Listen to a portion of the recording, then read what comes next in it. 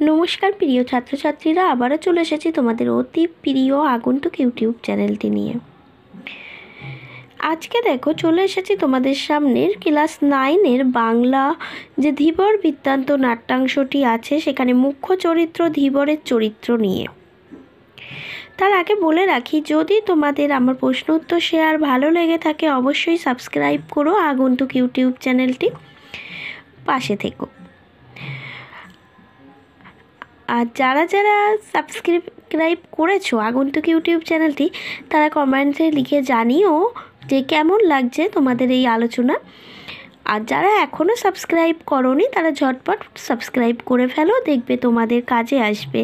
এখানে তোমাদের পরীক্ষার জন্য অত্যন্ত ইম্পর্টেন্ট যে সমস্ত প্রশ্ন উত্তরগুলি আছে সেগুলো নিয়েই আলোচনা করা হয়।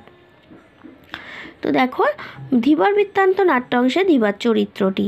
প্রথমেই উত্তর লেখার শুরুতে কথা মুখ বলে পয়েন্টস করে ধীবর চরিত্রটি এখানে তার কী বৈশিষ্ট্য নিয়ে ফুটে উঠেছে সেটা লিখবে।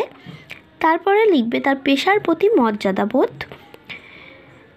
মানে সে যে জেলে ছিল, মাছ ধরে জীবিকা নির্বাহ করত, সেই পেশার প্রতি তার যে মর্যাদা সম্মান সেটা নিয়ে লিখতে হবে।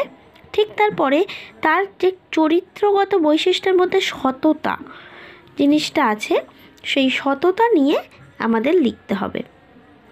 ঠিক আছে, তো এইভাবে 3টে পয়েন্টসের মধ্য দিয়ে উত্তরটা শেষ হবে। খুব সহজ সরল ভাষাতেই উত্তরটা করা, তোমরা একদম গল্প আকারে পড়লেই মনে থাকবে ও পরীক্ষায় লিখে আসতে পারবে।